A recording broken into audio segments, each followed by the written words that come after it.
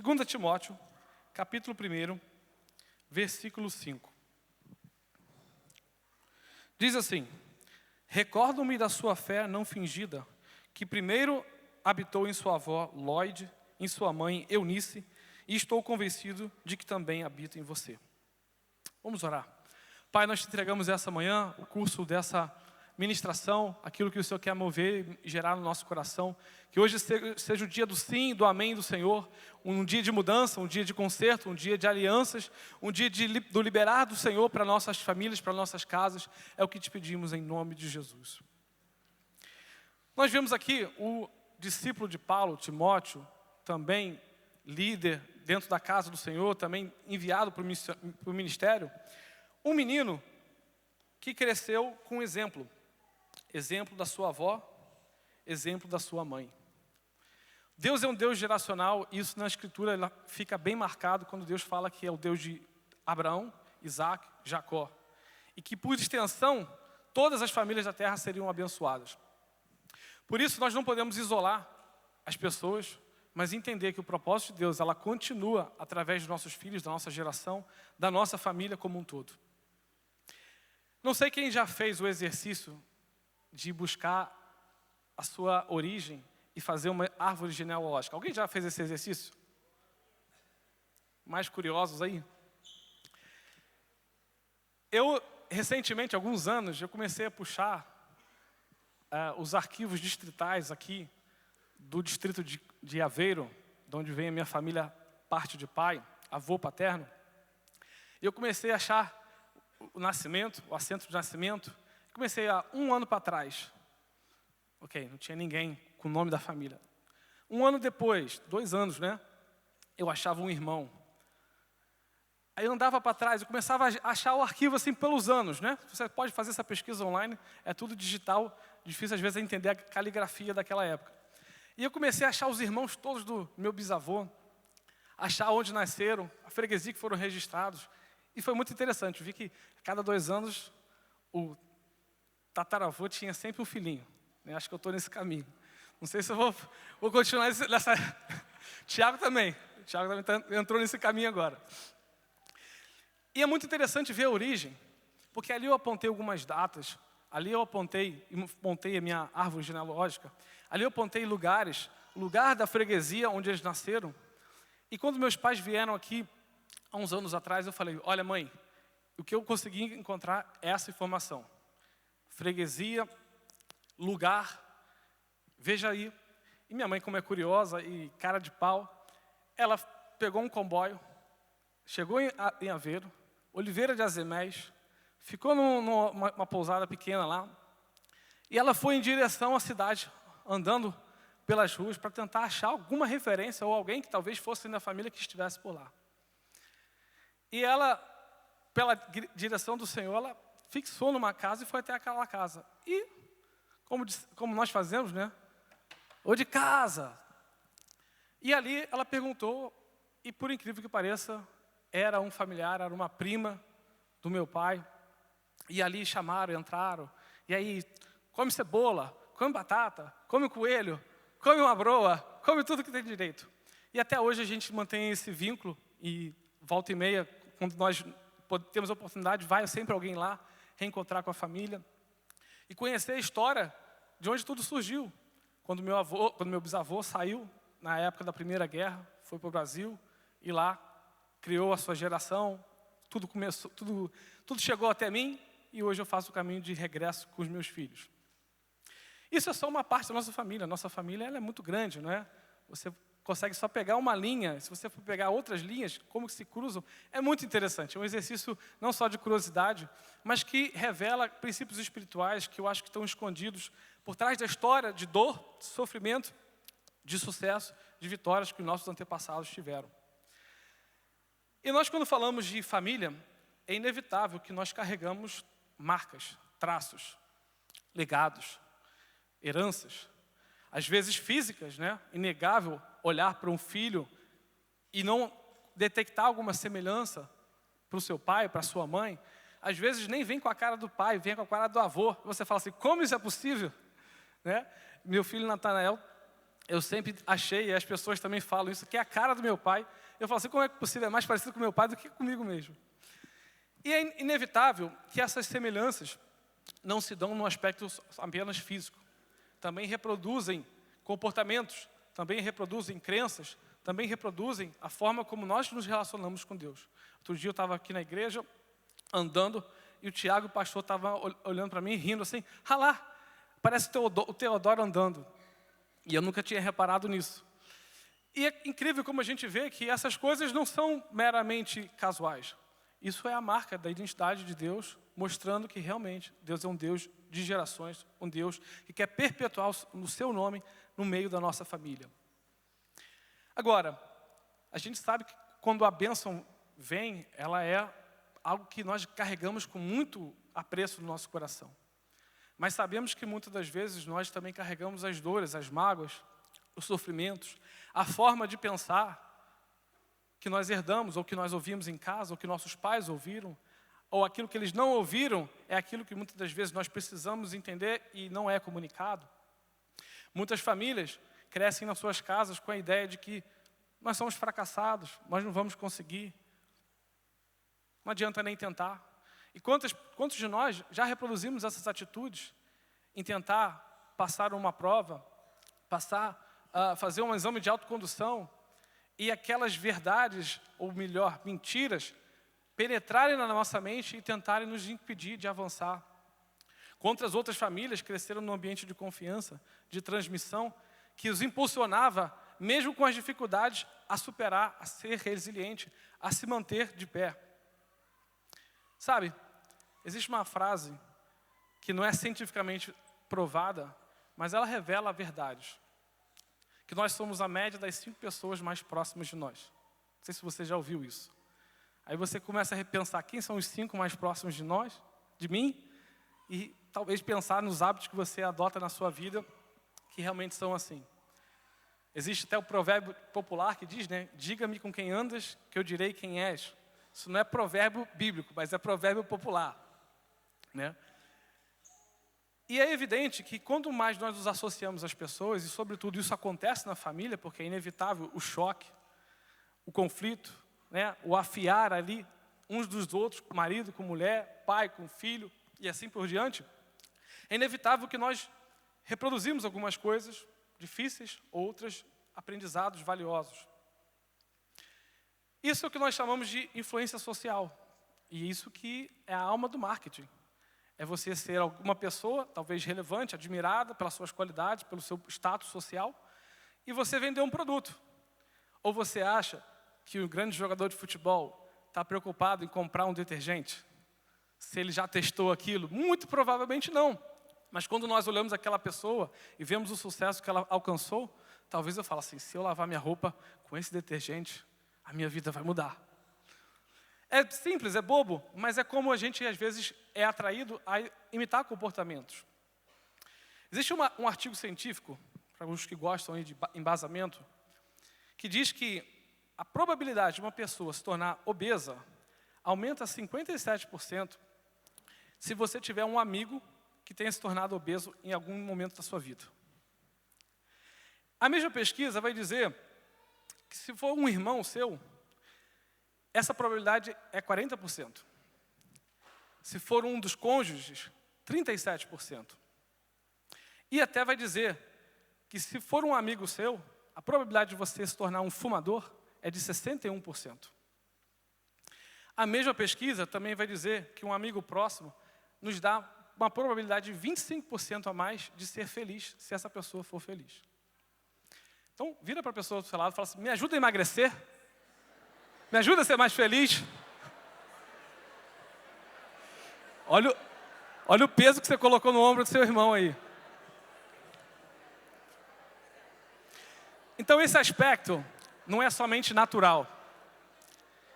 Sexta-feira nós fomos ao supermercado e o casal que estava à nossa frente estava com roupa de ginásio, tinham acabado de treinar. Normalmente, os centros comerciais têm um ginásio e tem um supermercado. Então, atende os dois públicos. E esse casal tinha acabado de fazer o ginásio, é o que eu deduzo, mas estavam ali comprando 2 potes de gelado, bebida alcoólica, umas coisinhas para fritar. Eu falei assim, hoje a sexta-feira vai ser mesmo da comida podre. E como que é normal? E eu olhei para eles e falei assim, um pote para o outro, né? Os hábitos vão ser similares, as calorias vão ser bem distribuídas. Depois o arrependimento e querer ir para o ginásio vai ser também mútuo. E como que isso, no aspecto natural, ele se revela verdadeiro. Mas também nós podemos refletir que isso está presente no nosso aspecto espiritual. Como a forma de a gente entender a Deus e entender as pessoas, muitas das vezes é reprodução daquilo que nossos pais, nossos avós, nossos bisavós, ou até que nós não conseguimos identificar, mas há uma origem que a nossa família nos transmitiu aquilo de alguma forma. Deuteronômio, capítulo 7, versículo 1, gostaria que você abrisse esse texto. Do 1º ao 4º verso, Deuteronômio 7, 1 ao 4. Diz assim, quando o Senhor, seu Deus, os fizer entrar na terra para a qual vocês estão indo para tomar posse, Ele expulsará diante de vocês muitas nações. E aí vamos saltar aí os nomes todos dos ferezeus, heveus, amorreus, etc. Versículo 2. E quando o Senhor, seu Deus, as tiver entregue a vocês, as tiverem derrotado, vocês então as destruirão totalmente. Não façam com elas tratado algum e não tenham piedade dela. Não se casem com pessoas de lá. Não deem suas filhas aos filhos delas, nem tomem suas filhas para os seus filhos, pois elas desviariam seus filhos de seguir-me para servir a outros deuses. E por causa disso, a ira do Senhor se acenderia contra vocês e rapidamente os destruiria. A instrução do Senhor foi muito prática e muito simples. Não se misture. Mantenha-se íntegro, porque onde você vai entrar, vai ter uma mudança, vai ter uma mistura toda de idolatria, que vocês não podem se contaminar. E até se vocês tiverem pena daquelas pessoas ou daqueles povos, aquilo vai se virar contra vocês, vai ser uma armadilha de tropeço para que vocês se afastem do Senhor. E quantos de nós, ao olhar para a nossa história, podemos detectar casamentos que aconteceram, que afastaram a pessoa, talvez de um projeto melhor, de ser bem-sucedido, ou simplesmente de se chegar perto de Deus. Nós falamos, semana passada, de Esaú e Jacó, 2 irmãos que tiveram cursos diferentes, que tomaram atitudes diferentes nas suas vidas. E você vê Esaú quebrando esse princípio. Se você correr comigo em Gênesis 36, 2, não precisa abrir, talvez abra em outro texto, Gênesis 28. Mas Gênesis 36, 2, que diz que Esaú tomou suas mulheres das filhas de Canaã. Ele se misturou com o povo daquela terra, e você vê um texto que nós lemos semana passada de Obadias, a profecia do Senhor contra o povo de Edom, justamente pela idolatria, pela contaminação que os seus descendentes haviam praticado. E você vê em Gênesis 28 a instrução do próprio pai, Isaac, ao seu filho Jacó. Diz assim o verso 1 do capítulo 28 de Gênesis. Isaac chamou a Jacó, abençoou e ordenou-lhe, disse-lhe, não tome mulher dentre as filhas de Canaã. Levanta-te, vai a Padã Arã, a casa de Betuel, pai da tua mãe, toma de lá uma mulher das tuas filhas de Labão, irmão da tua mãe. Verso 7, Jacó obedecera a seu pai e a sua mãe e se for a Padã Arã. Verso 8, vendo também Esaú que as filhas de Canaã eram más aos olhos de Isaac, seu pai, foi Esaú a Ismael e tomou para si mulher, além das suas mulheres, Amalate, filha de Ismael. Então Esaú ficou ainda aquela coisa, viu que percebeu que seus pais não agradaram da sua atitude, tentou consertar, foi para uma descendência um pouco mais para trás de Ismael e buscou mais uma mulher. Veja que aqui há uma quebra de princípio, e essa quebra de princípio vai ter consequências eternas na geração de Jacó e na geração de Esaú. Algo que começou lá atrás, que foi se reproduzindo, uma maneira de pensar, talvez uma contaminação de princípios e valores que passou a ser relativa na segunda geração, que passou a ser normal na terceira geração, e que na quarta geração ninguém sabia quem era o Senhor Deus. Tiago, capítulo 4, verso 4, ele vai comparar a amizade do mundo e como a inimizade contra Deus. Ele vai colocar esses dois pontos de forma oposta. Não podemos ter a amizade de Deus e sermos amigos do mundo. Se somos amigos de um, automaticamente somos inimigos do outro. E ele vai chamar isso de uma palavra forte, ele vai chamar de adultério, de quebra de aliança, de infidelidade. Uma outra pesquisa nos Estados Unidos, dessa vez uma pesquisa e não meramente um artigo científico, diz que jovens adultos, ao serem entrevistados, revelaram que os princípios bíblicos ensinados de forma diária ou semanal na sua casa, na sua criação, durante o seu tempo com seus pais, levaram eles a serem mais propensos a adotar um comportamento de cristão típico, quando se tornarem adultos. Costumes como a prática da oração, voluntariado, leitura da Bíblia, frequentar a igreja assiduamente, além de evitar o consumo de pornografia, uso de maconha, aborto e coabitação. E aí vai dizer o artigo, essa entrevista, se você tivesse que pedir uma mistura de coisas que em geral estão correlacionadas com fortes crenças cristãs, você estaria procurando pela certeza de que a mãe e o pai desenvolveram um relacionamento com seus filhos adolescentes, que eles são participantes regulares de uma igreja e que eles praticam em casa o discipulado liderado pelo pai. Veja que nós olhamos para a Escritura e vemos os exemplos daqueles que praticaram e não praticaram ensinos que foram transmitidos pelo Senhor.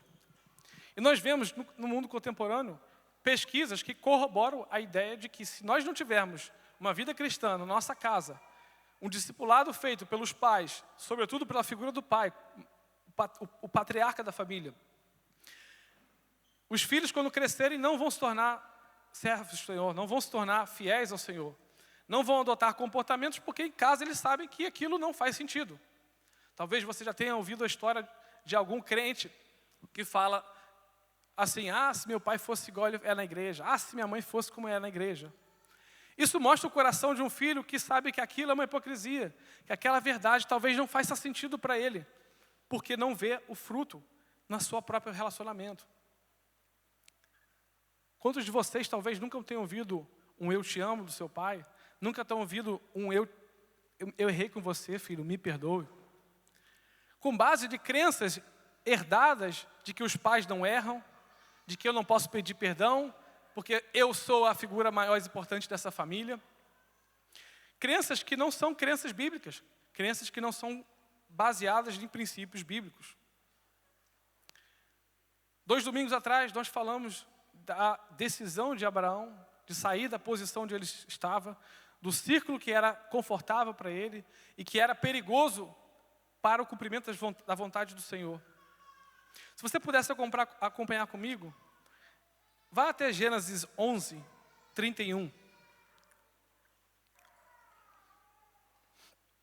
Gênesis 11, 31. Diz assim: Terá, pai de Abraão, decidiu sair da cidade de Ur, na Babilônia, e rumar para a terra de Canaã. Tomou seu filho Abrão, seu neto Ló, filho de Harã, e sua nora Sarai, mulher do seu filho Abrão. E todos deixaram Ur dos caldeus. Mas havendo chegado em Harã, ali ficaram morando. E Terá morreu em Harã com a idade de 205 anos. Se formos ao capítulo 32, logo a seguir, diz assim: o Senhor veio a Abraão e lhe ordenou: sai da tua terra, da tua parentela e da casa do teu pai, e dirige a terra que eu indicarei. Eis que farei de ti um grande povo, eu te abençoarei, engrandecerei o teu nome, serás tu uma bênção. Ora, Terá havia saído de Ur dos caldeus. Havia parado no meio da trajetória, daquilo que Deus queria para a família dele. E Deus provocou a Abraão, seu filho, a que tomasse uma postura ainda mais forte, ainda mais evidente, em direção ao que Deus queria para aquela família. Nós vemos que Abraão saiu daquela posição de Harã com cerca de 75 anos. E aí você olha para a sua história, olha para os traumas, olha para as dores, aquilo que você já sofreu e acha que é tarde demais. E acha que você já é velho demais para tomar uma posição. Abraão tomou uma postura com 75 anos de idade. Nunca é tarde demais para que nós nos posicionemos como nossas famílias, como chefes da nossa casa, para tomar a atitude correta, para ir em direção à vontade do Senhor. Ur representa o primeiro ponto, a velha vida, o lugar de idolatria, o lugar onde até os suprimentos da família de Abraão dependiam da idolatria, dos ídolos que eles fabricavam, dos ídolos que eles vendiam. Ur representa aquilo que nós devemos romper como nossa família, de tradições, de mentiras, de falsas crenças. Eu não sei se você é a geração que saiu de Ur, ou que está lutando para sair de Ur. Não sei se isso aconteceu com o seu pai, com o seu avô. Mas é fato que alguém tem que tomar essa postura de sair de Ur, de romper com as estruturas do passado, com as estruturas que nos amarram ao pecado, à imundície, e nós temos que avançar para um propósito do Senhor. O texto é claro em dizer que Arã, ou melhor, Terá, entretanto, chegou em Arã e parou por ali. Abraão teve que tomar uma posição de ir mais adiante, mesmo que o seu pai e alguns da sua casa tenham ficado para trás no meio do caminho. Arã representa o início do posicionamento, da caminhada cristã, de uma libertação, de uma vida familiar nova. Mas Arã é a semente sufocada pelos afazeres, pelas preocupações da vida. Arã é a vida cristã morna, onde nós nos acomodamos em vir para a igreja, por compromisso, nem sei porquê, por tradição, porque meu pai falou que eu tenho que ir para a igreja, porque eu tenho que ir na missa do Natal, a missa do Galo, né? É a tradição, é a religiosidade, não é o compromisso com a realidade das Escrituras, não é um relacionamento verdadeiro e genuíno com Jesus. E nós bem sabemos que a Escritura é clara ao tratar aquele que é morno, aquele que não tem muita aptidão, não tem muita fome pela presença de Deus, não tem um desejo maior de prosseguir, de romper com estruturas do passado. Arã é a nossa necessidade de ficar preso no presente, tendo que sobreviver. Igual eu falei outro dia para um rapaz que me pediu dinheiro, eu falei, olha, eu vou te dar uma coisa, mas o que você quer não é o que Deus quer para a sua vida. O que você quer hoje é você quer sobreviver. O que Deus quer para a sua vida é que você vida em abundância. E é isso que Deus quer para nossas vidas, para nossas famílias. Ele não quer que a gente sobreviva e fique aqui preocupando só com as contas do fim do mês, só com o trabalho, com o dinheiro contado, com essa mentalidade que nos aprisiona e nos deixa até servir a Deus de uma forma limitada, mas não deixa a gente contemplar uma dimensão maior de promessas e de execução da vontade dEle. Arã são as distrações que nos fazem refém.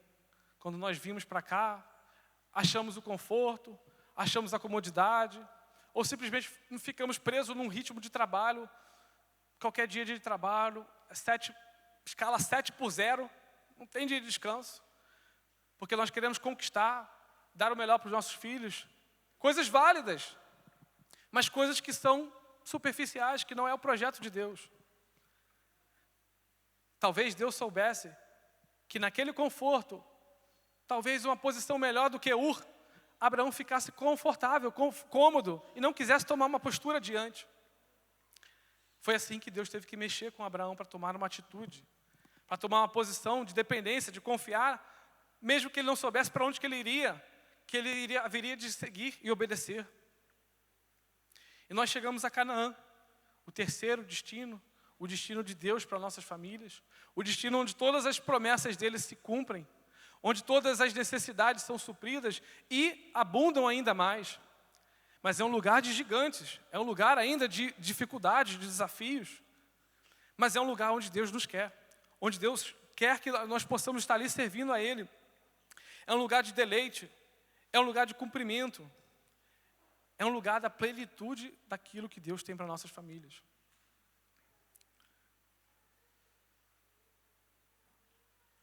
Enquanto Arã é aquela semente que começa a brotar a sua raiz, e logo vem o sol, vem o espinho, vem as árvores, as aves. Canaã é o lugar onde a raiz se aprofunda, onde nós ganhamos solidez, onde nós ganhamos estabilidade, onde nós ganhamos uma raiz forte, onde os frutos começam a aparecer. E eu repito, nunca é tarde para tomarmos uma posição. Lembre-se de Abraão, 75 anos de idade. Não sei se tem alguém com mais de 75 anos aqui. Acho que não.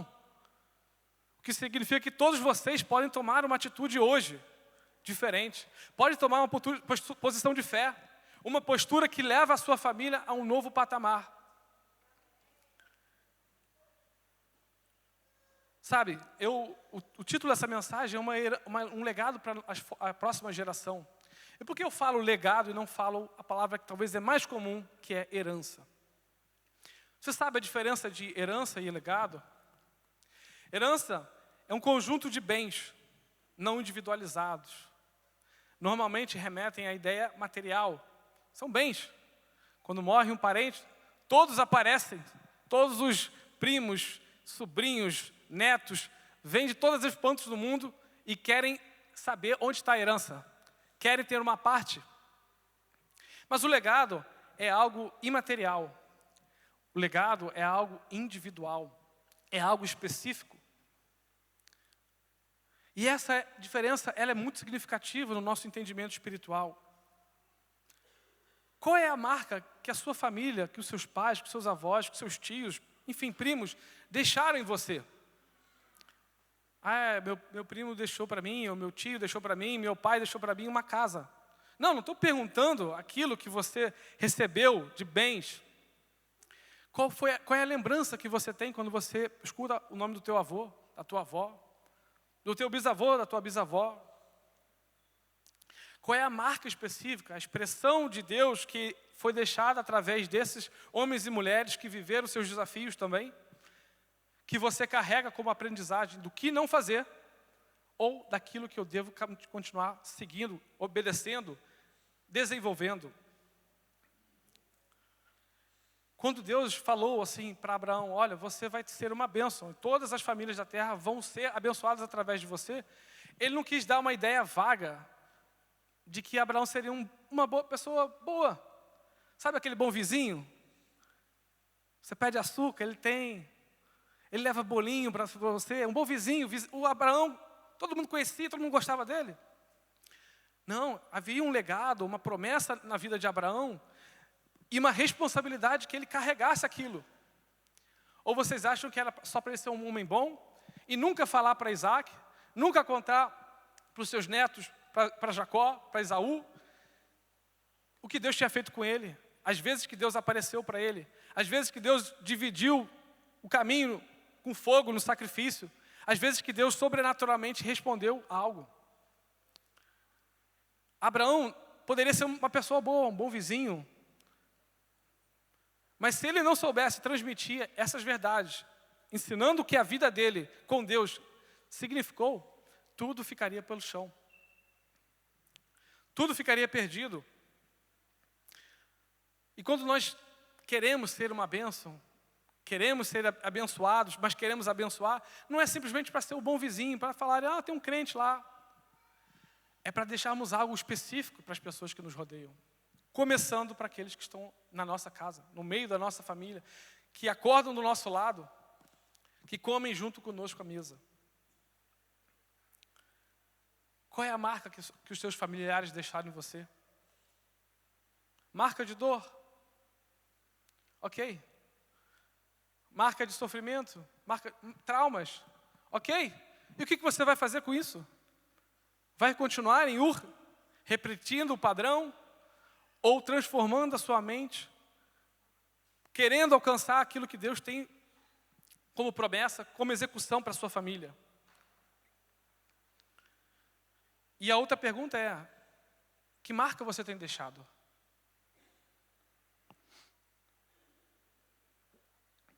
O que as pessoas podem olhar para você, seus filhos principalmente, e podem apontar quem é o pai, quem é a mãe, quem é o irmão?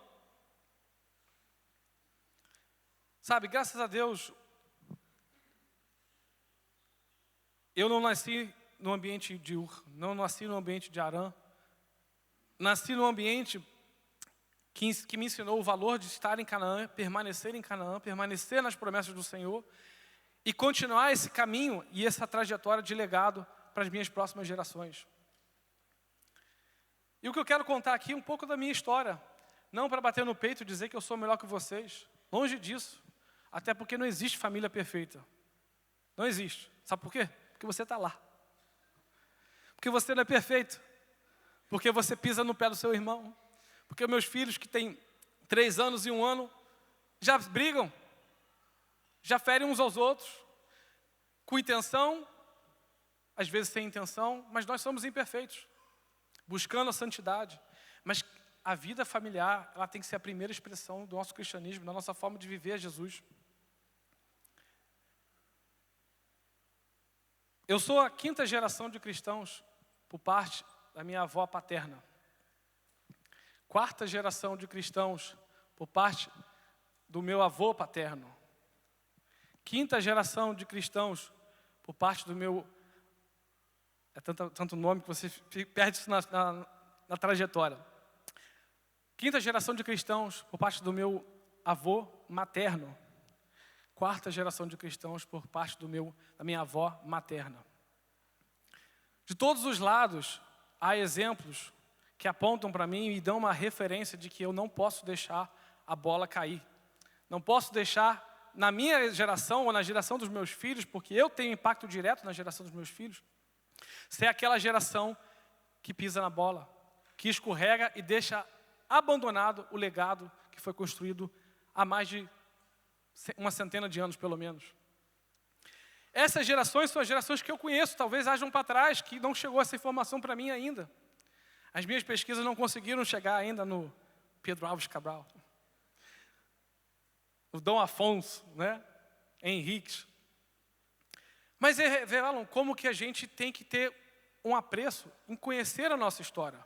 Seja para repetir aquilo que é bom, seja para evitar aquilo que não foi correto. O meu bisavô, parte do meu avô materno, o avô da minha mãe, foi o homem que rompeu com o Ur dos Caldeus, na casa dele, na geração dele. Provavelmente ele é a 3ª geração, desde que o primeiro português chegou lá, família Henriques. Se instalaram ali entre o Rio de Janeiro e Minas Gerais, onde o império tinha suas trocas comerciais, produção de minério, bens e tudo que você possa imaginar. E obviamente que a religião entrava na época, a religião do catolicismo era a religião oficial do Império Português. E do pai português, você tem os seus filhos, os inúmeros filhos, e um deles era um padre, chamado Jacó, por acaso. E esse padre foi aquele que levou a imagem ou o culto de João de Nepomuk, um mártir na República Tcheca. História vai, história vem. Aquele lugar foi batizado, aquela cidade foi conhecida como São João Nepomuceno, em Minas Gerais, onde um padre, meu ancestral, levou e instalou a idolatria àquele santo, batizando o nome da cidade, construindo igrejas, capelas. E você pode imaginar crianças sendo batizadas naquele lugar, em oferenda àquele santo, e tudo mais. Alguém que parece com a família de Abraão, trouxe a idolatria junto, se mudou, mas levou ali a idolatria, ou estava envolvida num ambiente de ídolos. E quando chegou na geração do meu bisavô, ele tinha lá 3 ou 4 filhos. Um tinha que ser destinado a ser o administrador das terras. O outro tinha que ser o capitão, tinha que ser o militar, tinha que ser que representava a força. E alguém tinha que ser o padre. E coube ao meu bisavô a missão de ser o padre. E ao ter um encontro verdadeiro com Jesus, o Jesus transformador, o Jesus que não é preso aos santos, o Jesus que não é o idólatra, mas é o Jesus que é vivo, que é real, que deseja relacionamento, ele falou para o seu pai, E ele já havia iniciado os estudos para ser padre. Eu não vou ser padre. E o pai dele falou assim, se você não for padre, se você não cumprir o seu chamado dessa família para você, você vai ter que renunciar a toda a sua herança. Você não vai ter nenhuma parte, você não vai ter nenhum bem, você vai ficar sozinho com o seu bolso vazio. E ele falou assim, assim seja. E ele foi um homem muito culto, poliglota. Minha mãe disse que ele falava 9 línguas, era professor de hebraico, professor de grego, fez letras anglo-germânicas, fundou o seminário bíblico, ocupou uma das primeiras cadeiras na Academia Brasileira Academia Cristã Brasileira. Um homem que fundou igrejas, que hoje na sua congregação há 75 igrejas espalhadas no Brasil. Um homem que decidiu sair de Ur e ir para Canaã, nem parar em Harã. E no final da vida, ele ganhou o pai dele para Jesus. E quando ele ganha o pai dele, o pai fala assim, filho, a herança está aqui. Agora você pode usufruir. Eu entendo que eu estava errado. E ele falou assim, pai, eu tomei uma decisão lá atrás de renunciar isso por Jesus. Eu não quero essa herança, porque eu escolhi a servir a Jesus em primeiro lugar. Esse compromisso precisa estar gravado no seu coração, no meu coração. Não porque ele é o meu avô, é claro, não vai estar gravado na sua história, tem que estar gravado na minha, dos meus filhos. Qual é a história sua? Qual é a história dos seus avós? Ninguém foi cristão, eu sou o primeiro cristão. Ok, quem eles vão ouvir? Quem foi o Tiago, quem foi o João, quem foi o Pedro, quem foi a Joana? Quem foi o Isaías, quem foi o Caio? Quem foi o Glauber? Quem foi o Davi? Qual é a história que eles vão ouvir? Alguém ouviu essa história porque alguém contou. E alguém só contou porque ela foi vivida. E aí você entende o que é o propósito de Deus para a família, você entende o que é a bênção de Deus quando alguém toma uma decisão e realmente abençoa vidas. Eu consigo ver, pelos olhos da fé, quantas famílias foram alcançadas nessas 75 igrejas. E outros ministérios que surgiram a partir daí. Pessoas que não tinham oportunidade talvez de ouvir o evangelho e ouviam porque um homem pegava o seu cavalo e ia para o interior do Rio, para o interior de Minas, fundar a igreja, criar oportunidades de pessoas entenderem o que é evangelho. Um homem que se dedicava a ensinar como professor a palavra de Deus. E os frutos seguem aqueles que creem. Os filhos deles, meu avô, todos, não todos, né? Mas maioria dentro do evangelho, carregando essa mensagem para os seus filhos, para os seus netos, para os seus bisnetos. Houve certamente pessoas que voltaram atrás. Sei de exemplos de netos dele que casaram com mulheres erradas. Foram para o espiritismo, abandonaram um legado precioso, quiseram voltar para Ur. Sabe, com meus avós paternos, eu aprendi o valor da devoção, o valor da retidão. Todas as vezes que eu ia passar férias na casa dos meus avós em Macaé, depois que eles tinham se mudado, eu via isso na prática, ninguém me contava, não era meu pai que me dizia a história de como era a sua avó, como que era o seu avô. Meu avô saía pelas ruas para visitar os irmãos da igreja, para ver se estavam bem, para orar se estavam doentes, para oferecer uma ajuda. Minha avó acompanhava. Eles todos os dias, a gente não podia brincar, ir para o videogame, ir para a casa dos primos, sem antes fazer o devocional. Eu sentava relaxado assim, me ajuda aí, Moisés. Sentava assim perto do sofá dessa forma, e minha avó falava assim, ei, a gente está fazendo devocional, cadê a sua reverência? Senta direito. Onde estão esses valores hoje? Eu via a minha avó sentada no piano, cantando os hinos. Minha avó no final da vida teve Alzheimer, mas os hinos ela não esquecia. Ela não sabia onde estava o marido dela, se o filho era irmão, se era quem era, mas ela sabia quem era Jesus. Ela sabia quem era o Criador da vida dela. Ela cantava os hinos sem esquecer a letra. E às vezes nós vimos aqui ao culto, não tem a letra, a gente não canta.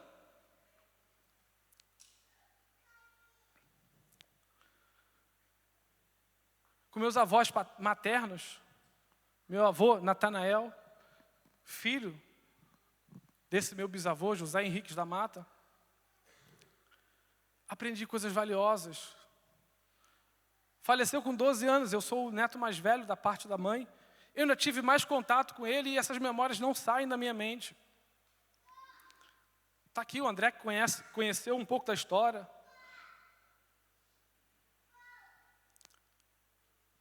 Muitas das vezes abri a casa dele. Tinha uma casa de praia. Os irmãos não tinham dinheiro para passar férias, para ter férias. Ele falava assim, pega minha casa, fica lá.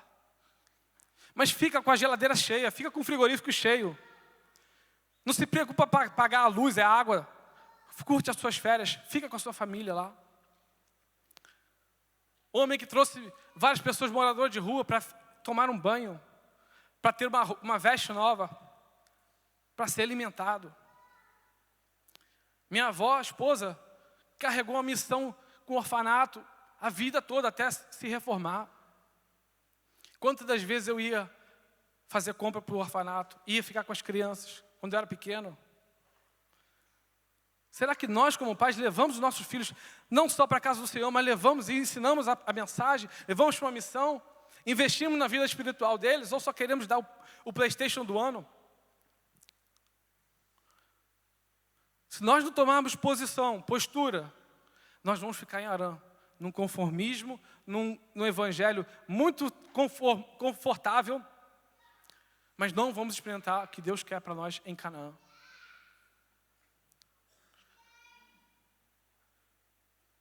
Meu avô que teve um papel fundamental na minha vida. Quando um dia, certa vez, oraram pelas pessoas e quem queria ser batizado pelo Espírito Santo, queria receber. Eu fui lá na frente. Não tive uma experiência sobrenatural de ver luz, céu, tremer, nada disso. Algo simples que eu não entendi, que estava saindo da minha boca, do meu coração. E eu me lembro até hoje do meu avô soprando no meu ouvido e falou assim, filho, não tenha dúvida. Fale. E se talvez ele não falasse aquilo naquele meu dia, eu achava que era mais uma loucura da minha cabeça e não teria recebido a edificação que o Senhor queria para a minha vida, através desse dom. E o que eu aprendi com meus pais, recebendo essa história, carregando esse legado, vivendo diariamente essa verdade. Quantas das vezes vi meus pais abdicarem de confortos, de não ter momentos de ter carro sequer para irmos à escola, irmos para a igreja, irmos de autocarro, em prol do Evangelho. Quantas das vezes, já falei isso já aqui, sentia meus pés ou sentia minhas mãos alguma coisa, porque era meu pai orando por mim de madrugada. Quantas vezes vi o investimento da minha mãe em educação, em querer algo melhor espiritualmente para nós. Certa vez ela tinha recém-casado, acho que eu já tinha nascido. Ela ganhava um ordenado e meio. E ela recebeu uma proposta de uma multinacional para ganhar 10 ordenados mínimos. Diante de uma proposta boa, o que a gente faz? A gente nem pensa, onde que eu assino? E ela pensou e viu que aquilo afastaria ela da família, que os filhos não teriam oportunidade de ser cuidados por ela, ensinados por ela. E ela falou assim, não, obrigado, mas não. E quantos de nós viemos para Portugal com a ideia de crescer, de montar a nossa empresa, de criar o nosso patrimônio? Quantos de vocês já abdicaram de um ordenado melhor para estar com a sua família? Para estar de perto deles, olhando no olho, quando eles tiverem a crise, quando eles tiverem conflitos, quando eles tiverem dúvidas. Mais uma vez, gente, eu não falo isso porque é minha família, só falo porque é minha história, porque se não fosse a minha história, não faria sentido. Mas isso é evangelho. Filhos requerem tempo, requerem necessidades, requerem cuidado, requerem ensino, instrução, educação o tempo inteiro. Ah, mas eu não sou sortudo, eu não tive essa bênção, não tive essa sorte. Vai ficar em Ur até quanto tempo? Vai ficar revolvendo o passado até quanto tempo?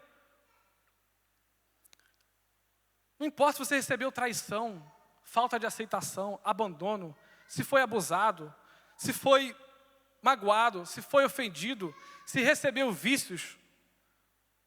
O que importa é a decisão que está diante de você, de permanecer, de avançar só um pouco, ou de avançar na plenitude daquilo que Deus tem para a nossa família e para a nossa casa. Um legado fala de dar, mas fala de receber, fala das duas dimensões. A última vez que eu fui no Brasil, novembro do ano passado, um pastor amigo nosso olhou para mim, olhou para meus filhos, né? Foi a primeira vez que alguns conheceram o Teodoro. E ele falou assim para mim do nada, ele falou assim: Miguel, você já parou para pensar onde que vocês estariam se seu pai não tivesse saído de Volta Redonda, ido para o Rio de Janeiro, estudar seminário, lá conhecido sua mãe? E aquela pergunta retórica me fez pensar muito. O que aconteceria com Isaac? O que aconteceria com Jacó se Abraão não tivesse tomado a postura de sair de Harã e ir para Canaã? O que será que pode acontecer com você, com a sua geração, se você tomar atitudes ou deixá-las passar? Eu não estaria aqui. E grande parte do que eu sou, que é pela misericórdia que eu consigo ter com a minha família hoje, é ser resultado de oração. Ou vocês acham que eu não oro pela minha futura geração, que nem existiu ainda, que nem existe? O pastor cansa de falar aqui que nós temos que chamar a existência aquilo que não existe. Isso é fé, isso é promessa de Deus, evocada sobre nossa casa. Eu tenho certeza de que meus bisavós, avós, oraram por isso, para que um neto, para que um bisneto continuasse carregando esse legado de fé, esse legado de decisões pelo Senhor. Você tem orado pelos seus filhos? Você ora pelos seus netos? Ah, não tenho neto. Você ora pelos seus netos? Você ora pela sua casa, pela sua futura geração? Você ora por aqueles que precisam sair de Ur? Você ora por aqueles que estão em Harã, capengando no Evangelho? Nós precisamos o tempo todo estar vigilantes pela nossa casa. Quais são as decisões que hoje você pode tomar, que vão repercutir na história da sua família? Tiago falou aqui, Josué capítulo 24. Josué tomou uma postura pública. Ele falou assim: olha, está aqui a bênção, está aqui a maldição. Eu e minha casa serviremos ao Senhor. O que vocês querem? E o povo falou: não, também queremos servir ao Senhor. O que Josué fez? Pegou uma pedra gigante, cerca de uns 2 metros, por uns 4 assim, ergueu em memorial e falou assim: essa pedra é testemunha do que vocês estão dizendo hoje, da aliança que vocês estão renovando, que o povo está renovando, porque eu estou quase nos meus dias finais de vida, mas vocês estão afirmando uma coisa, e isso é sério, isso vocês precisam cumprir. Sabe o que aconteceu? A história disso, se você pesquisar lá no YouTube, bota Expedition Bible, você vai achar um arqueólogo, e ele vai e ele encontra a tal da pedra de Josué. Cerca de 230 anos depois, Juízes 8, Juízes 9, o povo se corrompe, o templo que havia de adoração a Deus ali, vira um templo, a Baal Berit, Baal significa Senhor, Berit significa aliança, e ali eles adoram a pedra. Em vez da pedra servir como lembrança de uma posição, de uma decisão, a pedra vira a pedra de tropeço. O povo que firmou um compromisso, gerações depois, se corrompe, se distrai e erra diante da presença de Deus. Qual é a decisão que você carrega hoje? que precisa estar gravado no coração dos seus filhos, para que eles continuem reforçando essa aliança dias após dias. Você gostaria de ter, aí falando talvez para os empresários, tudo que você construiu, você souber que 50 anos depois vieram seus filhos destruíram tudo? Como você se sentiria de todo o suor, de ter acordado cedo, ter dormido tarde, por ter lutado para conquistar algo? Vier um descendente e colocar tudo a perder. Nós temos que ter uma preocupação mais do que a nossa própria alma, nosso coração. Sabe, o rei Ezequias, quando ele mostrou lá o palácio dele, e Deus falou através do profeta, falou assim, olha, você mostrou tudo? Muito bem, esse pessoal que você mostrou, daqui a uns anos, a geração dos seus filhos, vão levar eles cativos, vão matar as mulheres deles, vão matar os filhos deles, e vão tomar tudo que você mostrou. O que Ezequias falou? Muito boa essa palavra do Senhor, profeta. O Senhor é um homem de Deus. E o texto diz, ele falou isso porque ele sabia que não se cumpriria na geração dele. Não é meu problema, não vai acontecer comigo, é com meu filho, não estou nem aí. E quantos de nós, sinceramente, estamos assim? Meu filho, eu te ensinei, o caminho é esse, agora se vira, o problema é seu. A palavra de Deus nos ensina a ser não só a referência, mas sermos intercessores, principalmente da nossa casa. Ou você acha que Timóteo ia receber essa palavra caindo do ar? Ele precisou ver na mãe, precisou ver na avó, e isso é notório. Caminhando para o final, gente. Não vou me ater, mas o texto de Deuteronômio 6 é lindo em dizer quais são os estatutos, quais ordenanças, quais os mandamentos, quais as verdades que precisam carregadas. Eu só quero ler o versículo 7 de Deuteronômio 6. Ensine-as com persistência aos seus filhos. Fale sobre elas quando estiver sentado em casa e quando andar pelo caminho, quando se deitar e quando se levantar. Amarre-as com um sinal nas mãos, prenda-as na testa, escreva nos batentes da porta. Será que quando nós nos levantamos, nos assentamos para comer, nos assentamos para reunir a família, nós conversamos acerca da palavra de Deus? Ou está cada um no seu telemóvel, assistindo o seu próprio programa, cada um no seu quarto, o pai comendo no sofá? A palavra de Deus é clara, gente. Se a gente não cumprir, há consequências, é inevitável fugir de consequências. E um legado, ele é desenvolvido, ele não é simplesmente jogado. Ele precisa ser, como aqui o texto diz, com persistência. O caráter de Jesus precisa ser mostrado e evidenciado através da nossa vida, diariamente para os nossos filhos. Não é só no domingo, não é só na quarta-feira, na terça-feira, no GC, enfim. É no dia a dia. Quantas vezes eu chegava em casa, ou simplesmente estava em outro lugar, e eu ouvia a casa de banho fechada, minha mãe ia tomar banho, ia chorar, de soluçar, de né? De ter emitições altos, porque ela estava na presença de Deus, ou derramando o seu coração em adoração, ou pedindo misericórdia a Ele pelas dificuldades que estávamos atravessando, ou simplesmente clamando pelos seus filhos. Eu vi, ninguém me contou, ela não precisou nunca me dizer que orava pela gente. Quantas vezes você deixa os seus filhos orarem, verem que você está orando por eles? Não é orar, não é fazer o seu momento, não. Seus filhos conseguem ver que a porta está entreaberta? Conseguem ver o que você está fazendo lá dentro? Será que eles vão olhar isso como referência? E saber que você, na sua fase mais difícil, pode acontecer o que acontecer. Você sabe que tem uma mãe orando por você? Que tem um pai orando por você? Nós precisamos nos tornar vulneráveis na nossa família. Vulnerabilidade diante da presença de Deus. Nossos filhos precisam saber que, às vezes, eu não tenho resposta, eu não tenho recurso, eu não tenho solução para um problema. Mas que eu reconheço que Deus é a sua fonte. Que Deus é a solução dos nossos problemas. Por isso, nossos filhos precisam ver que nós estamos ali, ajoelhados diante da presença de Deus, buscando a face dEle. É isso que cria um coração fortalecido. É isso que cria um coração que, quando chegar na fase adulta, vai manter retidão. Vai se manter inabalável diante das dificuldades. Eu quero ler mais uma história, porque essa história me impacta e eu sempre quando falo de família, isso para mim é tão claro.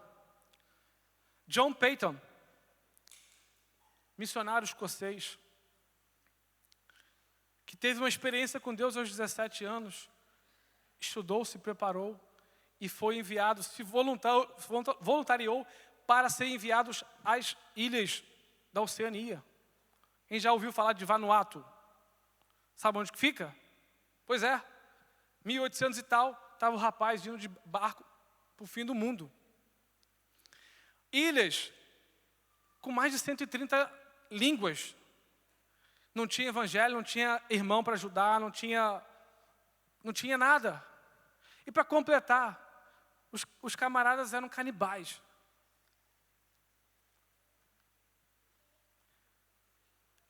O que revela, eu fiquei pensando nisso, o que faz um homem tomar uma decisão como essa de se dar a sua vida para viver entre os canibais, para tentar traduzir a Bíblia para eles, ensinar sobre o evangelho?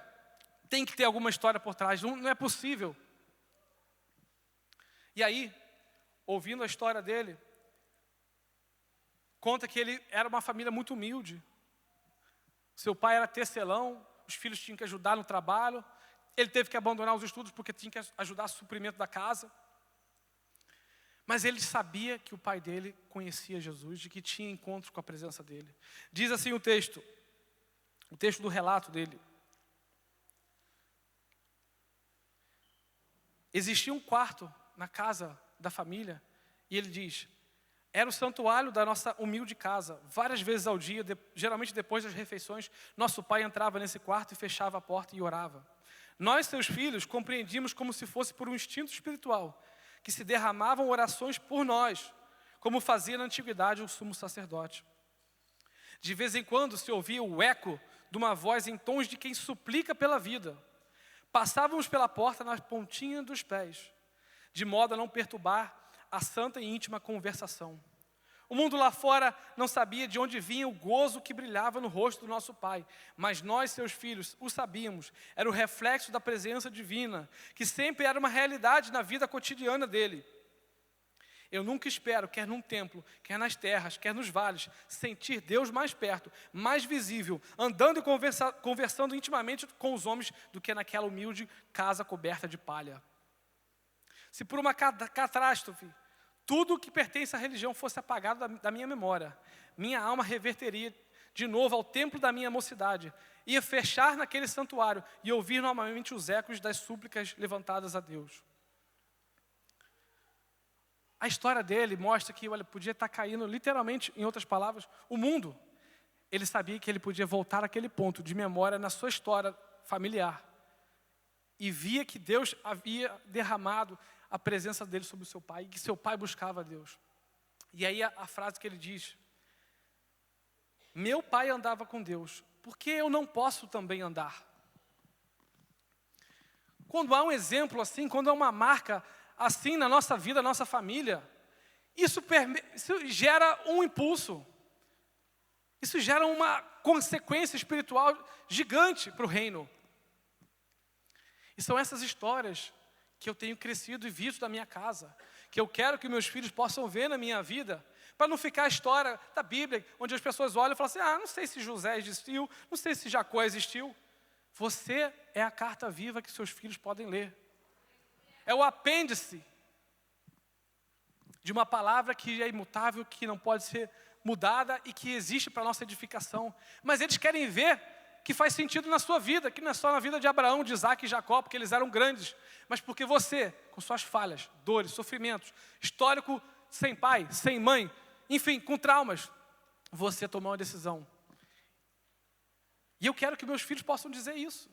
Meu pai andava com Deus, por que eu não posso? Se meu pai, humilde, pobre, falho, pecador, pode andar com Deus, por que eu não posso? E essa é a mentira que muitas das vezes quer entrar na nossa vida. Você precisa ter uma geração real para você servir a Deus.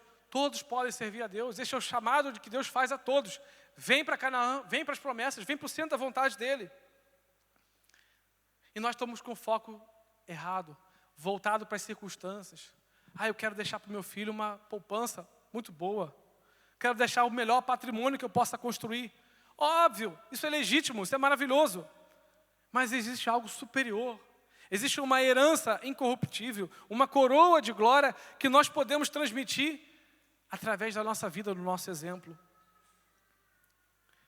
Quero chamar o último texto aqui e já deixar o pessoal subir. Lucas 11, do 11 ao 13. Jesus diz assim: qual pai entre vós que, se o filho lhe pedir pão, lhe dará uma pedra? Ou também, se pedir peixe, lhe dará por peixe uma serpente? Ou se pedir um ovo, lhe dará um escorpião?